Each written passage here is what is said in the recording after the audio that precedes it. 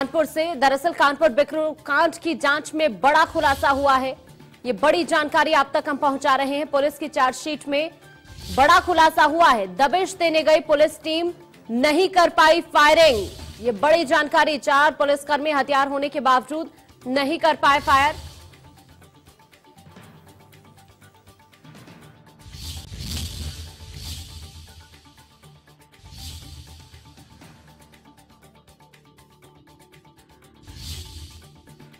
Chargesheet में बड़ा खुलासा हुआ है। ये बड़ी जानकारी आप तक हम पहुंचा रहे हैं। दरअसल दबिश देने गई पुलिस टीम फायरिंग नहीं कर पाई। ये बड़ी जानकारी सामने आ रही है।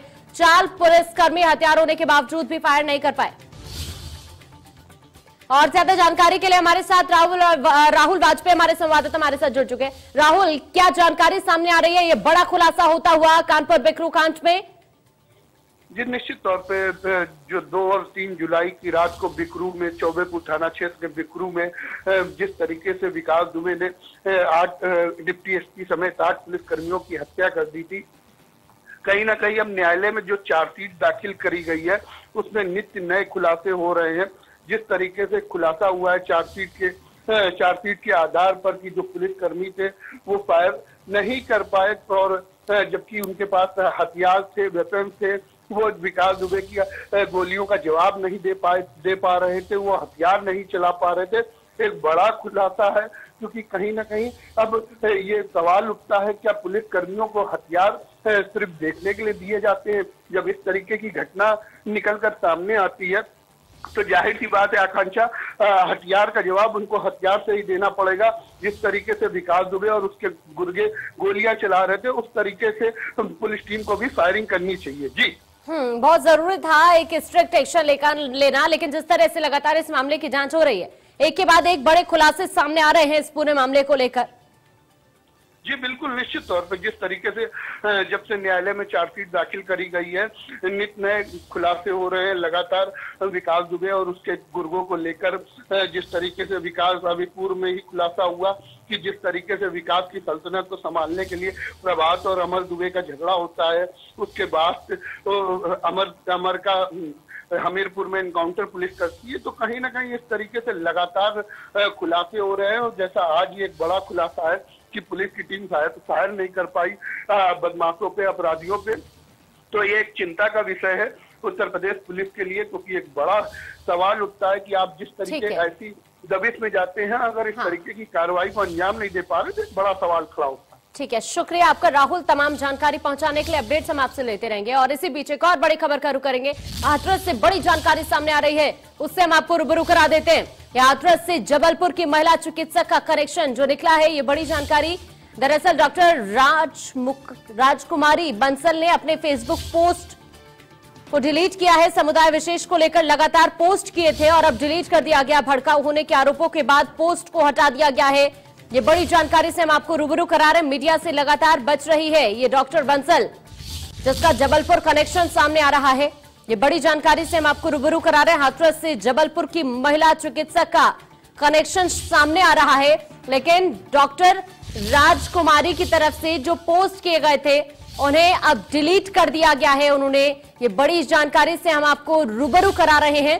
दरअसल डॉक्टर राजकुमारी बंसल ने अपने फेसबुक पोस्ट को डिलीट कर दिया है। और ज्यादा जानकारी के लिए हमारे साथ हमारे संवाददाता पीएन शर्मा जुड़ चुके हैं हाथरस से।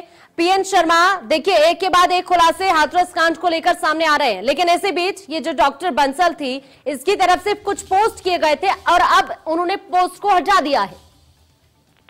जी बिल्कुल, बता दें आपको, जो जबलपुर की अपने आप को डॉक्टर राजकुमारी बता रही थी, पहले ये कभी रिलेटिव बताया था इन्होंने और ये घर की भाभी बन गई थी। और जितने भी मीडिया से परिवार को रूबरू होना था तो उसमें जितना भी वर्जन, जितनी भी बाइटें रही, इतने भी बयान रहे, वो इन्हीं के द्वारा रचित पूरे थे। परिवार की तरफ से कोई ऐसा बयान अपनी तरफ से नहीं था, क्योंकि बयान उनके हर बार कुछ न कुछ तब्दीलियां होती रही, तो उसका कारण यही कहीं ना कहीं थी।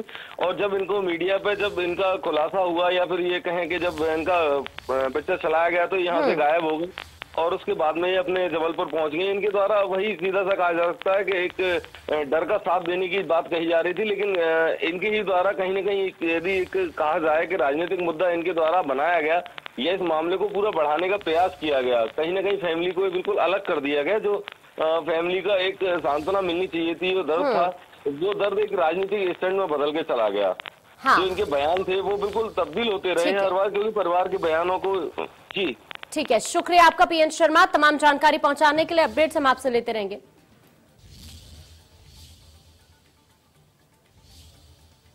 और ज्यादा जानकारी के लिए राजेश हमारे संवाददाता हमारे साथ जुड़ चुके हैं। राजेश, जो महिला की तरफ से जो ये महिला चिकित्सक है, इसका जो कनेक्शन जबलपुर से सामने आ रहा है, इसकी तरफ से कुछ पोस्ट किए गए थे समुदाय विशेष को लेकर, लेकिन अब ये पोस्ट डिलीट कर देती है।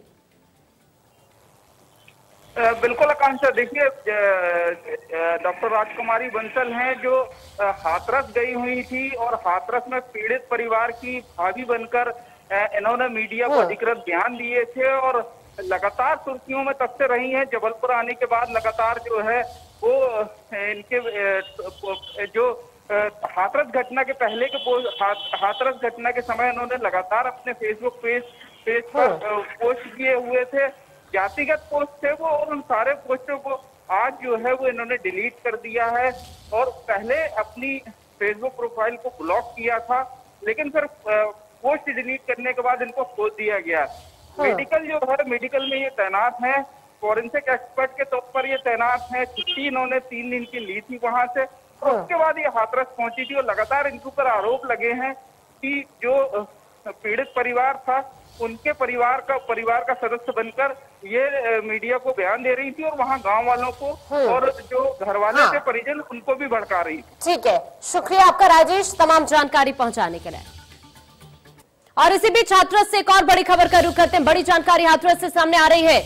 इस वक्त ये बड़ी खबर, थोड़ी देर में सीबीआई की टीम पीड़िता के गांव पहुंचेगी, ये बड़ी जानकारी इस वक्त, और घटना स्थल का मुआयना भी करेगी सीबीआई टीम। इस वक्त की बड़ी जानकारी से रूबरू हम आपको करा रहे हैं। जांच शुरू होने के बाद पहली बार सीबीआई टीम पीड़िता के गांव पहुंच रही है और बस कुछ ही देर बाद सीबीआई की टीम पीड़िता के गांव पहुंच जाएगी और घटनास्थल का मुआयना भी करेगी। ये बड़ी जानकारी इस वक्त आप तक हम पहुंचा रहे हैं। कुछ ही देर का वक्त और है और उसके बाद सीबीआई की टीम पीड़िता के गांव पहुंचेगी और घटनास्थल का मुआयना करेगी। ये बड़ी जानकारी। अब इस पूरे केस की जो जांच है वो सीबीआई के जिम्मे है, लेकिन इसी बीच सीबीआई ने जब जांच शुरू करी तो अब कुछ ही देर बाद सीबीआई की टीम पीड़िता के गांव भी पहुंचेगी और वहां पर घटनास्थल का मुआयना करेगी। पीड़ित परिवार से मुलाकात कर सकती है सीबीआई की टीम। ये बड़ी जानकारी सामने आ रही है। जांच के लिए हाथरस पहुंचेगी सीबीआई। और इसी बीच गोंडा से बड़ी खबर सामने आ रही है, उससे भी हम आपको रूबरू करा देते हैं। ये बड़ी खबर इस वक्त गोंडा से आपकी टीवी स्क्रीन पर। धारदार हथियार से युवती के गले पर वार किया गया है। गोंडा में घर से कुछ दूरी पर बेहोशी की हालत में ये युवती पाई गई है। जानवरों के लिए भूसा लेने के लिए ये युवती गई थी जिस वक्त इस पर हमला किया जाता है। हालांकि अब ये पीड़िता अस्पताल में भर्ती है, हालात सामान्य है इसकी। तरबगंज के छुरी बगिया स्थित गांव का यह मामला बताया जा रहा है। और ज्यादा जानकारी के लिए अभिषेक हमारे संवाददाता हमारे साथ जुड़ चुके हैं। अभिषेक, ये पूरा मामला क्या है, क्यों हमला किया गया है युवती के ऊपर, क्या जानकारी मिली है, क्या कोई वजह सामने आई है? आकांक्षा, अभी तक अगर बात की जाए तो पुलिस इस मामले की अब तफ्तीश कर रही है, क्योंकि जो पीड़ित का भाई है, जो युवती घायल है जिस पर धारदार हथियार से किसी युवक द्वारा हमला किया गया है, पीड़ित के भाई का ये कहना है कि इस हमले के पीछे क्या कारण हो सकता है इसके बारे में तो परिवार भी नहीं जानता, क्योंकि उनका साफ तौर पे कहना है कि उनका किसी से भी कोई रंजिश भी नहीं चल रही है। और ये हमला करने वाला शख्स कौन है, ये कौन युवक है जो किस बात को लेकर के युवती पर, उसकी बहन पर हमला किया है, इस पर अभी कुछ भी नहीं। हालांकि भाई ने थाने में जाकर के तहरीर दर्ज कराई है और पुलिस कहीं ना कहीं इस मामले को संजीदे भर देख रही है और आगे की कार्रवाई करने की बात कर रही है और कोशिश कर रही है पुलिस कि ये युवक का पता करे जिसने किन कारणों से युवती पर हमला किया है। हालांकि युवती की स्थिति अब सामान्य है और पुलिस जो है इस मामले में अब आगे की छानबीन कर रही है। आकांक्षा, ठीक है, शुक्रिया अभिषेक आपका तमाम जानकारी पहुंचाने के लिए।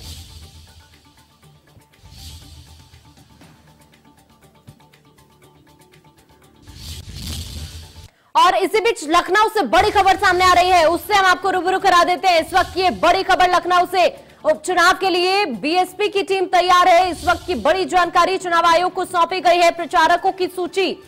इस वक्त की ये बड़ी खबर से हम आपको रूबरू करा रहे हैं। मायावती, सतीश चंद्र मिश्रा, आकाश आनंद स्टार प्रचारक हैं और बीएसपी ने अपनी लिस्ट में 30 प्रचारकों के नाम रखे हैं। विधानसभा की 7 सीटों पर उपचुनाव होना है, जिसको देखते हुए स्टार प्रचारकों की सूची बीएसपी की तरफ से तैयार की गई है।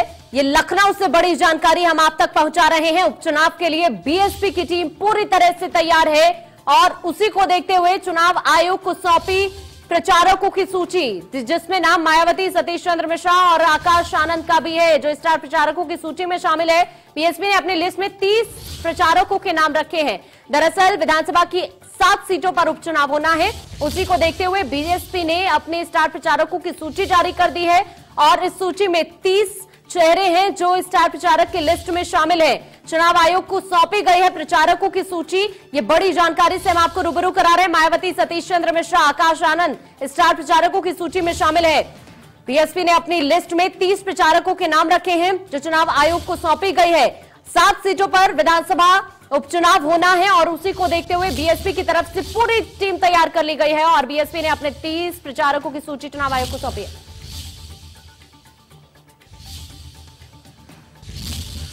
और इसी बीच लखनऊ से एक और बड़ी खबर सामने आ रही है, उससे भी हम आपको रूबरू कराते हैं। यह लखनऊ से बड़ी खबर, 3 तलाक पीड़ित महिलाओं को आर्थिक मदद मिलेगी। दरअसल योगी सरकार 6,000 रुपए की सालाना मदद इन्हें देगी। ये बड़ी जानकारी से हम आपको रूबरू करा रहे हैं। प्रदेश सरकार जल्द कैबिनेट में इसको लेकर प्रस्ताव भी लाएगी। एफआईआर और फैमिली कोर्ट में विचाराधीन मामलों में मदद मिलेगी। यूपी अल्पसंख्यक कल्याण विभाग से ये मदद दी जाएगी। ये बड़ी जानकारी इस वक्त हम आप तक पहुंचा रहे हैं। दरअसल आपको ये बता दें कि 3 तलाक पीड़ित महिलाओं को आर्थिक मदद मिल जाया करेगी। अब योगी सरकार 6,000 रुपए की सालाना मदद देगी। और ज्यादा जानकारी के लिए विजय मिश्रा हमारे संवाददाता हमारे साथ जुड़ गए हैं। विजय मिश्रा, देखिए प्रदेश सरकार जल्द कैबिनेट में इसको लेकर प्रस्ताव लेकर आनी है और ये कहा जा रहा है कि जो 3 तलाक से पीड़ित महिलाएं हैं उन्हें मदद सरकार की तरफ से दी जाएगी। क्या जानकारी? सरकार की तरफ से जैसे विधवा पेंशन और वृद्धा पेंशन दी जा रही थी, इसी तरह यहाँ पर 3 तलाक पीड़िताओं को भी 500 रुपये प्रति माह मदद देने की घोषणा यहाँ पर सरकार की तरफ से की जानी है। इसमें किस तरह से आगे पूरा कार्यक्रम पूरा इसमें बनना है।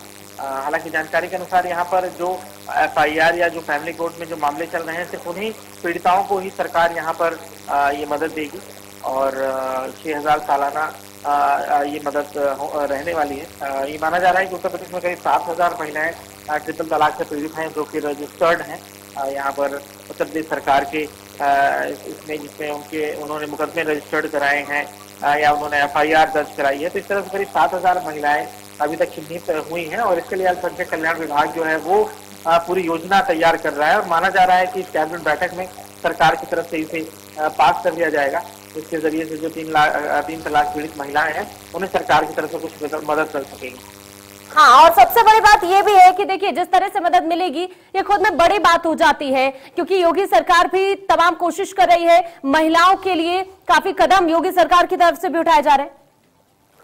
बिल्कुल, अल्पसंख्यक या कहा जाए कि 3 तलाक पीड़ित महिलाओं के लिए ये एक बड़ा तोहफा कहा जा सकता है। सरकार की तरफ से एक बड़ी मदद कही जा सकती है सरकार की तरफ से, क्योंकि यहाँ पर अभी तक जो भी घटनाएं होती थी, जो भी इस तरह की चीजें रहती थी, उसमें कहीं ना कहीं इस समाज में उन्हें हमेशा ही कहा जा सकता है कि समाज से बहिष्कृत रहने तक की स्थिति रहती थी।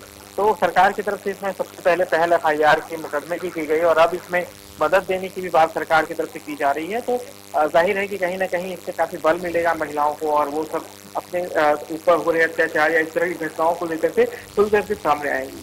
ठीक है, शुक्रिया।